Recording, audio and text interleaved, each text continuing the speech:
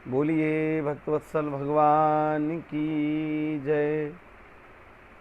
श्री लाडली लाल की जय। शीस नाय बंदों चरण, चारों युग के भक्त, सब मिल कृपा कीजियो, मैं रहूं कृष्ण आसक्त। मन मेरा विचलित न हो, व्यर्था श्वास न जाय, हरि सुमिरूं ध्याऊं हरि, वंदऊं मन बचकाय। भक्त भक्ति भगवंत गुरु चतुर नाम बपु एक, इनके पद बंदन किए, नाशहि विघ्न अनेक, नाशहि विघ्न अनेक। बोलिए भक्तवत्सल भगवान की जय। आज का विषय हम लोग नवदा भक्ति को ले रहे हैं। कल संतों के स्वरूप का दर्शन करने के लिए आपको क्या आवश्यकता रहेगी, इस विषय पर चर्चा करेंगे। नवदा भक्ति हमारे धर्म ग्रंथों का एक बहुत ही सुंदर सीढ़ीबद्ध स्वरूप मानिए कि सीढ़ी के द्वारा जब हम लोग चढ़ करके एक स्टेप से दूसरे पर जाते हैं, दूसरे से तीसरे पर, तो उसी भाव से हमारे उत्थान के लिए हमारे महापुरुषों ने हमको नवदा भक्ति का स्वरूप समझाया। जैसा आप जानते हैं, सबरी मैया और राम जी के संवाद में नवदा भक्ति का स्वरूप प्राप्त होता है श्री रामचरितमानस में। इसी प्रकार श्रीमद् भागवत जी में भी नवदा भक्ति का प्रसंग प्राप्त होता है। हमारे यहाँ के रसिकाचार्यों ने भी बड़े सुंदर सुंदर भाव से नवदा भक्ति का या अलग अलग भक्तियों का भी विवेचन किया है, तो हम लोग उनका स्मरण करते हैं। पहले भागवत जी, श्रवणम कीर्तनम विष्णु, स्मरणम पाद सेवनम, अर्चनम वंदनम दास्यम, सख्यम आत्मनिवेदनम, यह नवदा भक्ति है।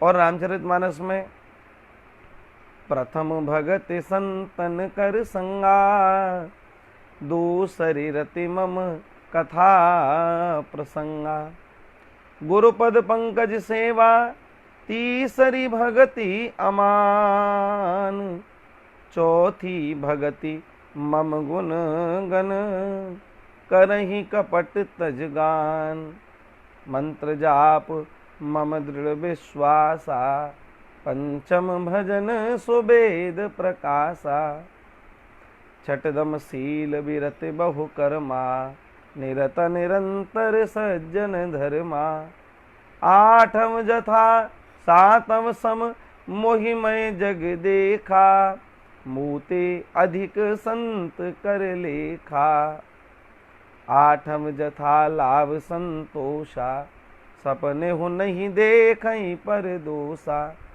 नवम सरल सब सन छलहीना, मम भरोस ही हर सन दीन्हा, नव में जिनके एकहु होई, नारी पुरुष सचराचर कोई, सोई अतिशय प्रिय भामिनी मोरे,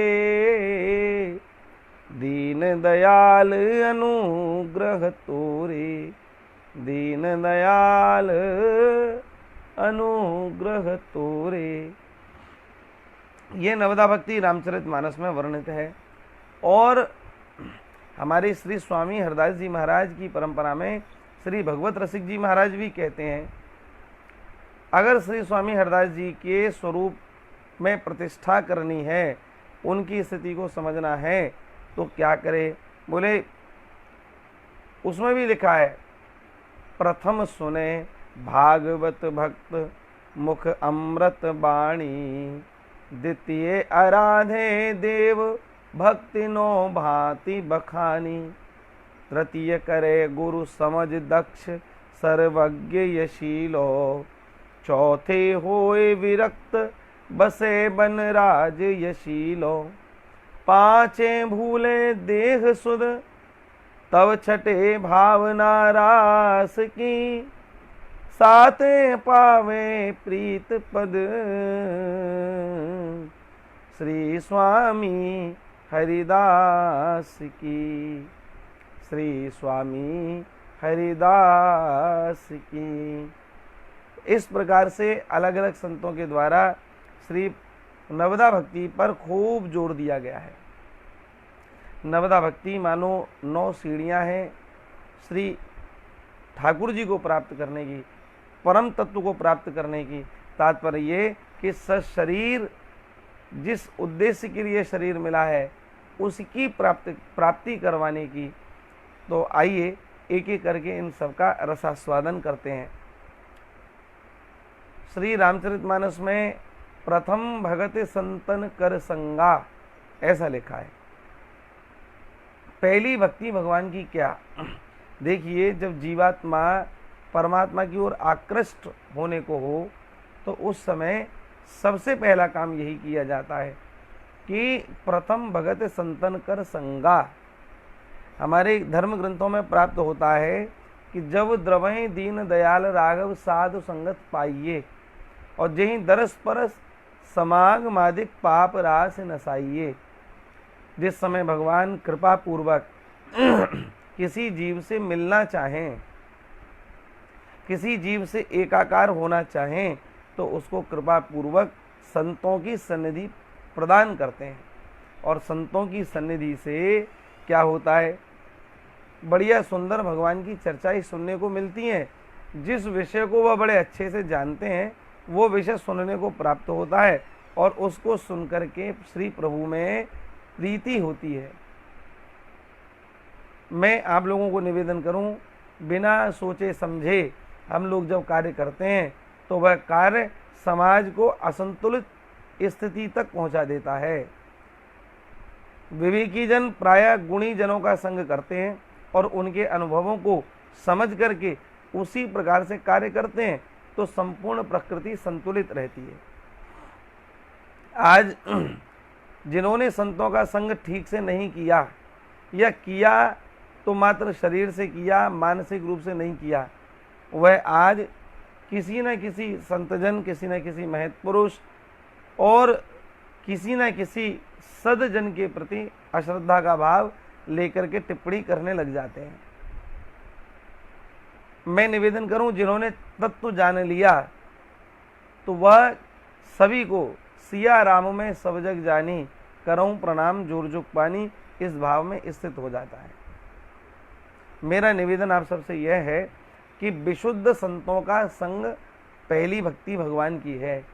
अब पहली भक्ति की चर्चा आज हम कर रहे हैं। हालांकि आधा घंटे का समय टेलीकास्ट का रहता है और विषय बड़ा गूढ़ है। एक भक्ति की भी चर्चा की जाए तो एक भक्ति पर ही कम से कम प्रतिदिन 3-3 घंटे लगातार बोल करके 14-14 दिन, 9-9 दिन, 7-7 दिन में भी एक भक्ति का वर्णन कर पाना असंभव सी बात है। इतनी महिमा है। तो चूंकि आज रस में थोड़ा सा परिवर्तन हुआ है, तो उस रस के परिवर्तन के साथ में हम चाहते हैं कि खूब बढ़िया प्रेम से आपको सुनाए। तो जहाँ तक हम आज पहुँच पाएंगे वहीं तक रहेगा, फिर कल उससे आगे की कड़ी को जोड़ते हुए आगे की बात करेंगे। तो पहली भक्ति संतों का संग करना है। संतों के संग के प्रभाव से भक्ति बिना बुलाए ही चित्त में प्रतिष्ठित हो जाती है। जितने भी पूर्वाचार्य हमारे रहे हैं और जो विद्वान रहे हैं, उनके ऊपर किसी न किसी महापुरुष का हाथ है। कोई ना कोई दिव्य महापुरुष उनके जीवन काल में रहा, उन्होंने उनका दर्शन किया, वाणी सुनी और उसके बाद में अपने जीवन को आनंद में बिताया। मतलब किसी का संग करके। प्रथम भगत संतन कर संगा। तो संतों के संग से हम लोग सामान्य स्थिति से बहुत ऊपर की स्थिति में पहुंच जाते हैं। आखिर में कैसे? हमारे धर्म ग्रंथों में बहुत से उदाहरण संतों के संग के लिए दिए गए हैं। सहजता में ही जो चीज़ प्राप्त करनी है वह संतों के सत्संग से बहुत आसानी से प्राप्त हो जाती है। क्या? एक आपको मैं रामचरितमानस से ही उदाहरण देना चाहता हूँ। धूमऊ तजई सहज करवाई, अगरु प्रसंग सुगंध बसाई, सोई भरोस मोरे मन आवा, हो न सुसंग बड़पन पावा। धूम, धूमऊ तजई सहज करवाई। धूम माने धुआं। धुआं कैसा होता है? स्वाद में कड़वा होता है। धुआं भी अपनी कड़वाई को छोड़ देता है। कब छोड़ता है महाराज? धूमऊ तजई, जब उसको अगरु अर्थात एक सुगंधित पदार्थ का संग प्राप्त हो जाए। अगरु के प्रसंग से वह बड़े आसानी से अपनी कड़वाई को छोड़ देता है। आप देखिए, एक प्लास्टिक को जला करके एक धुआं उत्पन्न होता है और एक किसी अगरबत्ती या धूपबत्ती का धुआं जला करके वह भी धुआं प्रकट होता है, पर दोनों में अंतर है। प्लास्टिक को जला करके कोई भी अपने घर में रखना स्वीकार नहीं करेगा, लेकिन अगर धुआं अगरबत्ती का हो, तथा अगरबत्ती हम लोग अपने पूजा पाठ के जगह पर जलाते हैं। किस लिए? क्योंकि वह उसने अगरु का संग पा लिया और वह भगवान के योग्य हो गई। एक धुआं त्याग के योग्य हुआ और एक धुआं भगवान के आगे प्रस्तुत होने के लिए भी तत्पर हुआ। ये क्यों हुआ? क्योंकि उसको संग मिला। अच्छा संग बड़प्पन को बढ़ाने वाला होता है, बड़ा हमको पद प्राप्त करवाता है। इसलिए संतों का संग अवश्य करना चाहिए। धूमऊ तजई सहज करवाई और अगरु प्रसंग सुगंध बसाई, सोई भरोस मोरे मनावा, कोना सुसंग बड़प्पन पाव। कौन ऐसा जीव है जो सत्संग पा करके बड़प्पन प्राप्त ना करे? तात्पर्य यह है, पहला संतों का संग पा करके हमको बड़प्पन प्राप्त होता है। दूसरा मैं आप लोगों को बताऊं कि संतों की और असंतों की रहनी भी अलग प्रकार की है। असाधु का संग करने की बात नहीं कही, यहाँ संतों का संग करने की बात कही है। संतों का संग कैसा? साधु और असाधु दो अलग अलग हैं। तो इसको भी बड़े अच्छे एक उदाहरण से समझाया है। संत असंतन के अस करनी, जिम कुठार चंदन आचरनी। आहा, काटई परसु मलय सुन भाई, निज गुण देय सुगंध बसाई। ताते सुरसी सई चढ़े, जगबल्लभ श्रीखंड, और अनल दाहि पीतत घनई, परुष बचन यह दंड। संत असंतन के अस करनी, जिम कुठार चंदन आचरनी। कुठार और चंदन इन दोनों के प्रकार संत असंत की रहनी होती है। कुठार तो असाधु है, असंत है, और चंदन संत है। दोनों का स्वभाव अलग है। कुल्हाड़ी जो लोहे की बनी है, अगर उसको चंदन के पेड़ पर चलाया जाए तो निश्चित रूप से चंदन का पेड़ कट तो जाता है, लेकिन गजब की बात ये रहती है कि जिस कुल्हाड़ी से चंदन के पेड़ को काटा गया, उस कुल्हाड़ी को कोई 1000 किलोमीटर भी दूर ले जावे और फिर नाक से लगावे तो आहा, निज गुण दे सुगंध बसाए। चंदन अपना गुण ऐसा छोड़ देता है कि वह कुल्हाड़ी भी 1000 किलोमीटर पर भी चंदन की सुगंध से महक जाती है। संतों का स्वभाव काटना रहता है, क्षमा करें, असंतों का स्वभाव काटना रहता है, असाधु का स्वभाव काटना रहता है, विरोध करना रहता है। पर जो साधु पुरुष होते हैं वह काटने वाले में भी अपने गुणों के द्वारा सुगंध को स्थापित कर देते हैं। और दोनों का परिणाम क्या होता है? इसने काटा और उसने सुगंध दी तो दोनों को परिणाम मिला। ताते सुरसी सही चढ़े, देवताओं के मस्तक पर क्या लगाया जाता है? चंदन। महाराज वह चंदन जो कटा था उसके परिणाम में मिला कि वह देवताओं के मस्तक पर पहुंच गया। आप बात समझ रहे होंगे ना। ताते सुरसी सई चढ़े जग बल्लभ श्रीखंड, और अनल दाही पीटत घनई परुष बचन यह दंड। जिस कुल्हाड़ी ने काटा था वह कुल्हाड़ी को महाराज गलाया जाता है, किसमें? अग्नि में, और फिर गला करके एक आकार देकर के पीटा जाता है, खूब पीटा। तो ये असंतों की स्थिति होती है। तात्पर्य है कि संतों के संग में रहेगा तो बड़प्पन होगा, आगे बढ़ेगा, सदैव उत्थान की ओर रहेगा, कभी किसी प्रकार का जीवन में कष्ट नहीं आवेगा।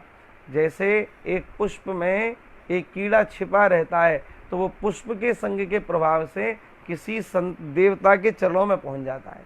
उसके कर्म ऐसे नहीं थे कि वह पहुंच पावे, पर संत के संग, तात्पर्य एक पुष्प के संग के कारण से वह भगवान के योग्य हो गया।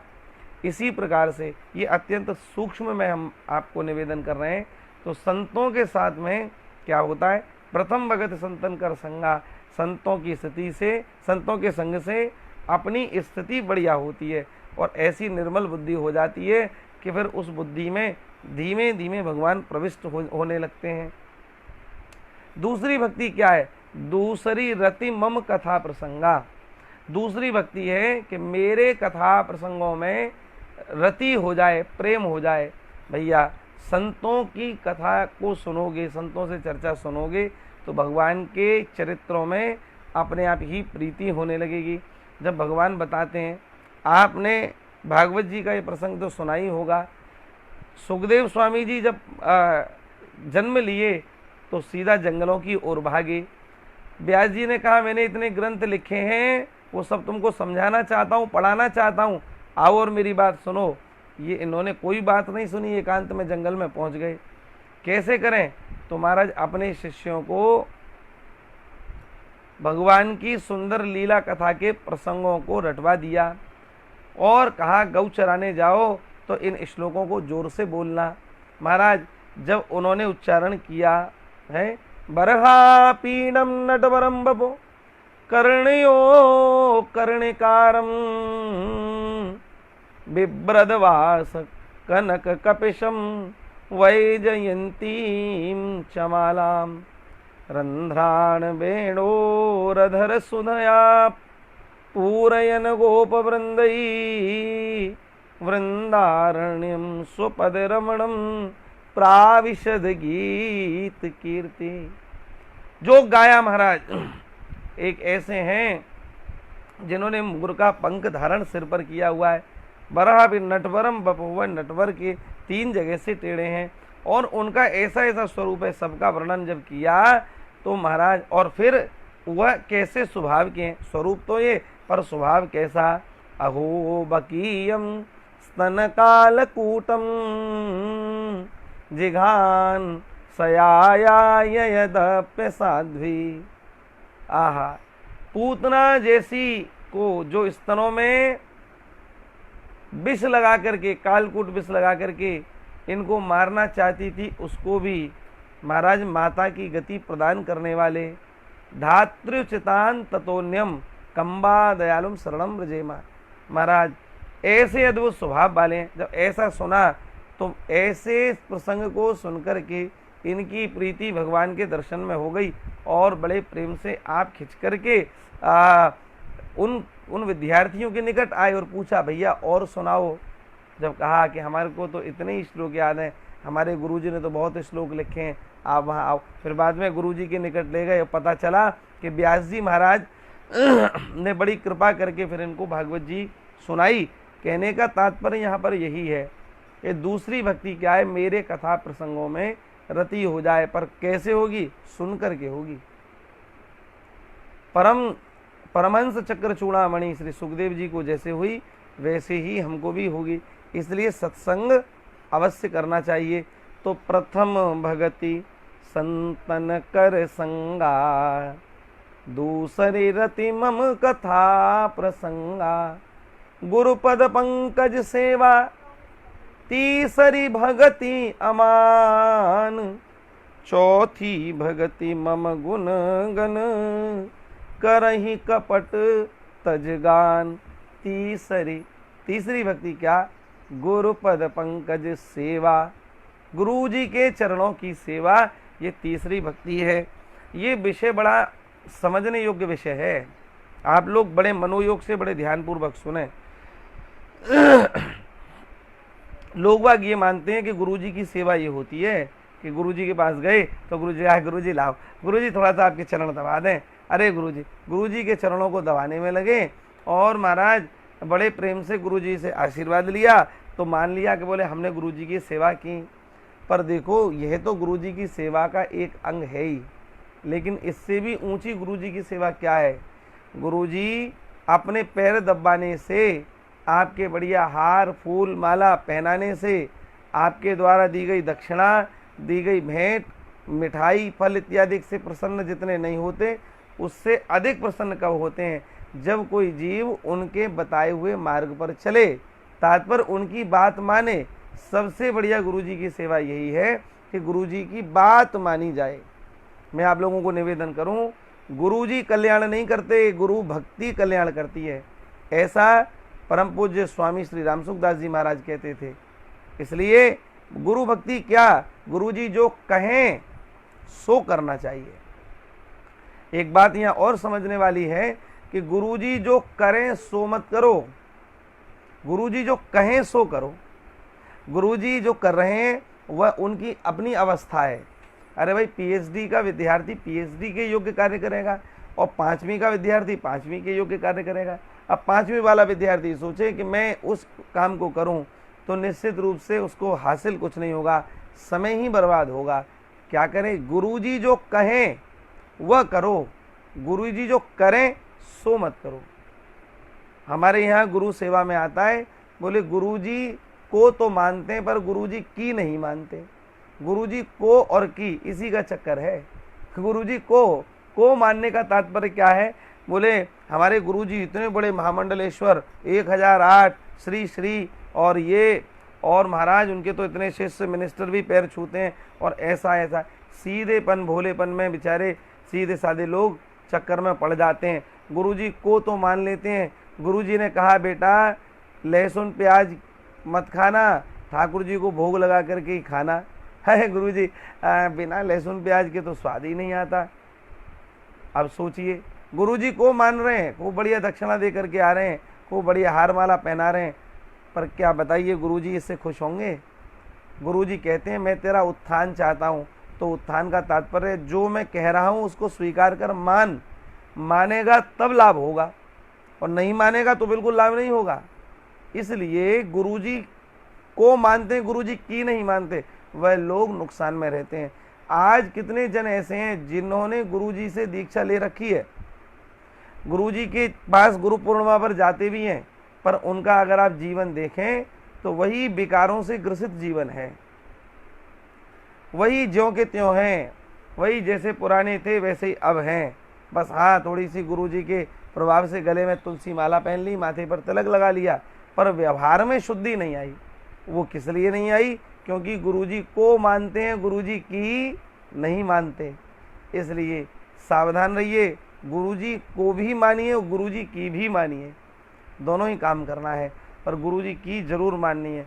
देखो हमारे गुरुदेव भगवान हमको उस प्रकार से ही बताते हैं, जैसे कोई डॉक्टर के पास कोई मरीज जाए और मरीज अपनी रोग को डॉक्टर को बताए तो डॉक्टर उसके रोग का परीक्षण करके और उसको दवाई दे और कहे बोले भाई 15 दिन तक लगातार एक एक गोली खाना है और एक एक गोली खाओगे तो एकदम दुरुस्त हो जाओगे 15 दिन में। अब वह मरीज कहे बोले डॉक्टर साहब अगर मैं 15 दवाइयाँ आज ही खा लूँ, 15 गोलियाँ आज ही अभी खा लूँ तो क्या मैं सही हो जाऊँगा? फिर तो मैं आज ही स्वस्थ हो जाऊँगा। डॉक्टर साहब कहते हैं नहीं बेटा, अगर तू सब गोलियाँ खा लेगा तो निश्चित रूप से सही तो नहीं होगा, पर भगवान के धाम जरूर पधार जाएगा।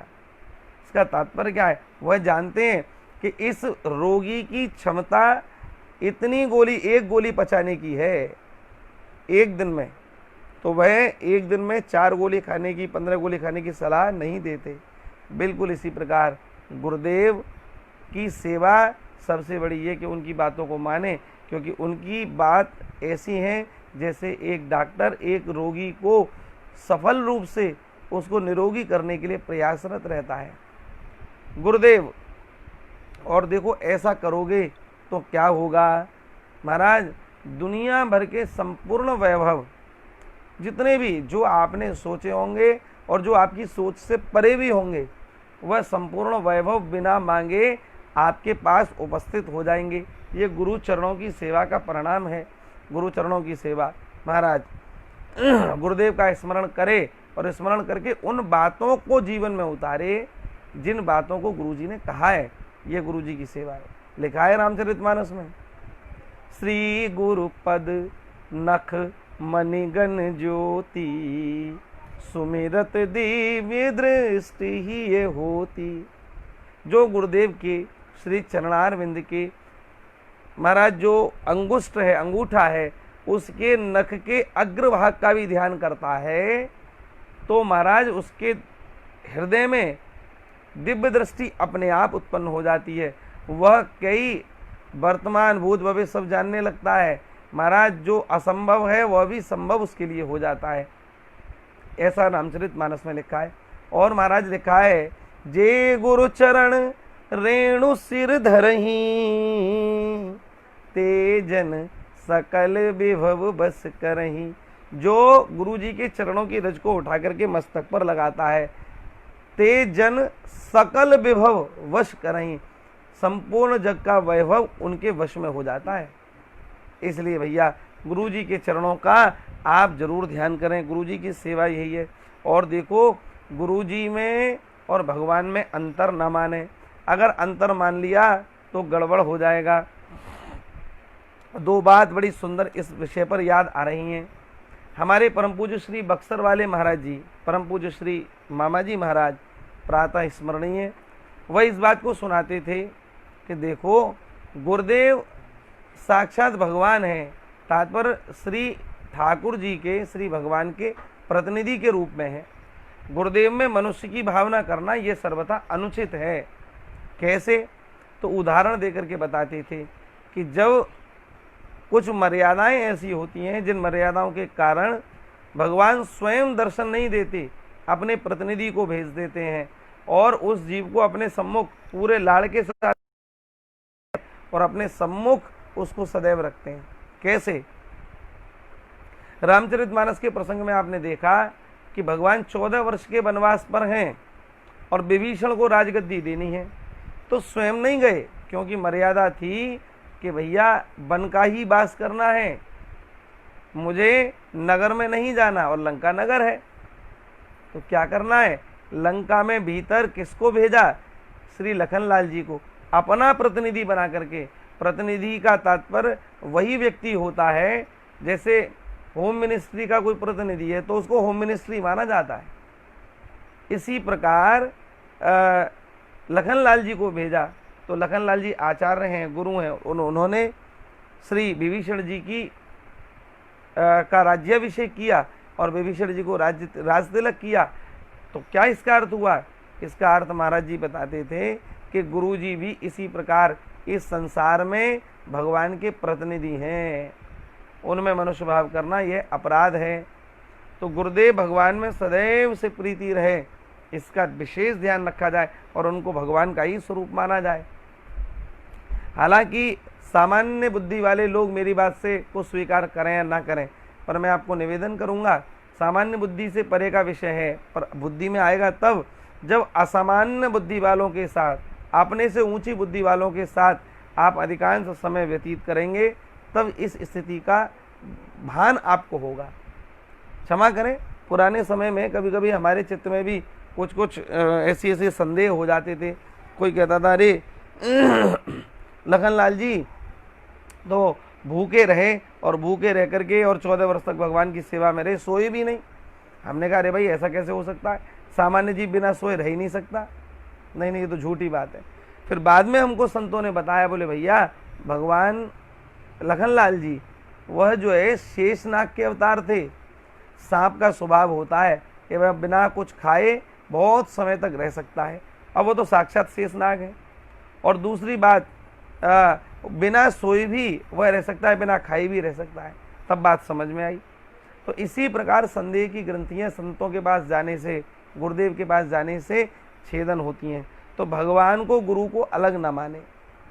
जैसे श्री सूरदास जी ने नहीं माना, सूरदास जी का स्वरूप स्वभाव, सूरदास जी जब महाप्रयाण की ओर जा रहे थे, शरीर छोड़ करके नित्य धाम में जा रहे थे, तो उस समय श्री चतुर्भुज दास जी इनके निकट उपस्थित थे। उन्होंने कहा, बाबा सूरदास जी, आपने जीवन पर्यंत श्री ठाकुर जी की विभिन्न लीलाओं का गायन किया, उनके बाल लीला का भी दर्शन कराया, भ्रमर गीत को भी गाया, उनके अलग अलग लीलाओं का, उनकी कृपा करुणा का सबका वर्णन आपने पदों में किया, पर आपने गुरुदेव के लिए कोई पद नहीं लिखा। तो श्री सूरदास जी बोले कि चतुर्भुज दास, मैंने कभी गुरु और गोविंद को अलग माना ही नहीं, मैंने इन दोनों को एक ही माना, इसीलिए मैंने इनको, इनके अलग अलग कोई पद नहीं लिखे। पर अगर तुम कहते हो तो मैं कहता हूं कुछ। तब अंतिम पद यही कही, भरोसो दृढ़ इन चरणन केरो, श्री वल्लभ नख चंद्र छटा बिन, सब जग मांझ अंधेरो, भरोसो दृढ़ इन चरणन केरो। आहा, चित्तवृत्ति कैसी हो रही है। बोले श्री गुरुजी के चरणों की ओर जब से देखा, तब से श्री गुरुपद नख मनिगन ज्योति, श्री गुरुदेव के चरणों के नख की ज्योति ऐसी प्रकट हो रही है कि महाराज संपूर्ण संसार में अंधकार लग रहा है और केवल यहीं पर प्रकाश लग रहा है। हैं? साधन और नहीं या कली में, जासो होत निवीरो, सूर का कहे द्विविध आंधरो, नामोल को चेरो, भरोसो दृढ़ इन चरणन केरो। मुझे तो इन्हीं चरणों का भरोसा है, इसलिए सावधान होकर के श्री गुरुदेव में और भगवान में अंतर नहीं माने, जैसे सूरदास जी ने नहीं माना। तो नवदा भक्ति का एक बड़ा अंग है कि श्री गुरु जी को सर्वज्ञ माने, सब कुछ माने। और महाराज आप जानते ही हैं कि गुरु मेहरबान तो चेला पहलवान। अगर गुरु कोई मेहरबान हो जाए तो चेला की मौज हो जाती है। सब कुछ अपना, अपने पुत्र की तरह जितना भी कुछ इकट्ठा किया, जो दैवीय शक्ति इकट्ठी की या जो साधना थी, जो सिद्धि थी, वो संपूर्ण अपने शिष्य को प्रदान करके गुरुदेव अपने धाम की ओर जाते हैं। तो ये गुरुदेव की अद्भुत महिमा का प्रसंग है। मैंने पिछले प्रसंगों में भी आपको सुनाया था कि हमारे बड़ी बड़ी समस्याओं का समाधान श्री गुरुदेव भगवान करते हैं। गुरु जी की सेवा अवश्य करें, क्योंकि धन्ना जी के चरित्र में तो ऐसा आता है कि भगवान से गले मिलना चाहते थे, भगवान इनके खेतों पर हल चलाते थे, पर फिर भी यह गले नहीं मिले। तो एक दिन धन्ना जी ने पूछा, आप हमारे खेतों पर हल चलाते हो प्रभु, पर मैं जब मिलना चाहता हूँ, गले लगना चाहता हूँ, तो आप मेरे को गले नहीं लगाते हो, ऐसा क्यों? तब इन्होंने कहा, बोले धन्ना, मेरे से हृदय लगने का तो अधिकार उसी को है जो किसी गुरु के शरण में रहा हो। धन्ना जी ने भी कहा, बोले प्रभु एक बात बताओ, गुरुदेव की प्राप्ति इसलिए की जाती है कि गुरुजी आपकी प्राप्ति कराएं, पर आप तो मुझे पहले ही प्राप्त हो, तो अब मुझे गुरु की क्या आवश्यकता है? तो भगवान ने कहा कि मैं संपूर्ण वेदों में पारंगत था, मेरी श्वास श्वास से वेदों की ध्वनि झरती थी, लेकिन फिर भी मैं उज्जैन में, अवंतिका में श्री सांदीपन गुरु के यहाँ पर गया और शिक्षा प्राप्त की। यहाँ तक कि राम जी ने भी गुरु गृह पढ़न गए रघुराई, अल्पकाल विद्या सब आई। वहाँ पर भी रामावतार में भी मैंने गुरुदेव के चरणों में प्रणत होकर के, तात्पर्य मेरी स्वयं की बनाई हुई परंपरा है, इसलिए अपने जीवन में गुरुदेव जरूर धारण करो। जो गुरु धारण करेगा वही मेरे से हृदय में से लग सकता है। ये बात स्वयं श्री भगवान कह रहे हैं। इसलिए हमारे भारतवर्ष की तो परंपरा है, ये गुरुओं का देश है साहब। भारत तो विश्व गुरु रहा है और विश्व गुरु भारत में सभी जीवों को किसी न किसी गुरु के चरणों में जरूर प्रणत होना चाहिए और गुरुदेव की आज्ञा से ही कोई कार्य करना चाहिए। भगवान से भी आगे गुरु की आज्ञा को मानना चाहिए। उदाहरण इसका है, अंतिम उदाहरण कहकर के अपनी बात को यहीं विश्राम करेंगे। श्री कुम्मन दास जी महाराज अपने खेतों पर कार्य कर रहे थे। उसी समय भगवान श्री श्रीनाथ जी इनके निकट पहुँचे और इनके साथ खेलने लगे। खेलते खेलते अचानक में श्री गिरिराज जी में जतीपुरा में ऊपर विराजमान ठाकुर जी के मंदिर का घंटा बजा। घंटा बजने का तात्पर्य था कि अब मंदिर खुलने वाला है। तो कुम्मन दास जी जो अभी तक ठाकुर जी के साथ खेल रहे थे वो मंदिर की ओर दौड़े। तो जैसे ही दौड़े तो ठाकुर जी ने हाथ पकड़ लिया और पूछा, कहाँ चल दिए? तो कहा कि मंदिर। बोले मैं तो यहीं खड़ा हूँ, तुम मंदिर में क्या करोगे? तो कुम्मन दास जी ने मुस्कुराते हुए कहा, प्रभु आप बड़े चंचल हैं और बड़े ही नटखट हैं। आपकी प्रसन्नता है जो आप यहाँ खड़े हो, और आपकी अगर इच्छा नहीं हो तो आप यहाँ से अभी अदृश्य हो जाओ। मैं कितना भी आपको बुलाऊं पर आप आओगे नहीं। लेकिन सुनो, यहाँ तो आप अपनी इच्छा के अधीन हो और वहाँ पर आप हमारे गुरुदेव के द्वारा पधराए हुए हो। गुरुदेव ने आपकी प्रतिष्ठा करी है, इसलिए वहाँ आप गुरुदेव की आज्ञा के अधीन हो। यहाँ तो आप गड़बड़ी कर सकते हो पर गुरुदेव के आगे गड़बड़ी आप नहीं कर सकते। इसलिए मुझे आपकी कृपा पर भरोसा कम है और गुरुजी की कृपा पर भरोसा ज़्यादा है। मैं आपकी अवज्ञा नहीं कर रहा हूँ, पर मेरे चित्त में गुरुदेव के प्रति बहुत अधिक समर्पण है, क्योंकि मैं जानता हूँ वहाँ से आपकी टस से मस होने की हिम्मत नहीं है। और दूसरी बात, आपके प्रति अगाध श्रद्धा, आपके प्रति प्रेम मेरा गुरुदेव की वाणी को सुनकर के, गुरुजी के कथा प्रसंगों को सुनकर के ही होता है। इसलिए प्रभु मैं आपको ना मान करके गुरुदेव की आज्ञा को ज़्यादा मानूंगा और मंदिर जाऊंगा। तो ऐसी गुरु की महिमा है, यही गुरुजी की सेवा है। तो आज गुरुपद पंकज सेवा तीसरी भक्ति अमान, इतनी चर्चा तक हम पहुँचे हैं। आगे की चर्चा कल ठाकुर जी की कृपा से कंटिन्यू करेंगे। और मैं आप लोगों से पुनः निवेदन करूंगा कि जो भी देख रहे हैं कुछ ना कुछ अच्छा कार्य कीजिए। केवल उंगली चलानी है बस। इस कथा को शेयर कीजिए, अधिकतर लोगों को भेजिए। जो लोग सुनेंगे, हो सकता है कि जीवन में कोई ना कोई ऐसी परेशानी में उलझे हों कि उनको अपने जीवन के लिए कुछ मार्ग मिल जाए और उनकी परेशानी दूर हो जाए। तो इसलिए आप इसको ज़रूर शेयर करें और अपने प्रश्नों को भी हमारे पास में भेजें। उन प्रश्नों को भी हम शामिल अपनी चर्चा में करेंगे, ऐसी प्रार्थना। आज की चर्चा में इतना ही। बोलिए भक्तवत्सल भगवान की जय।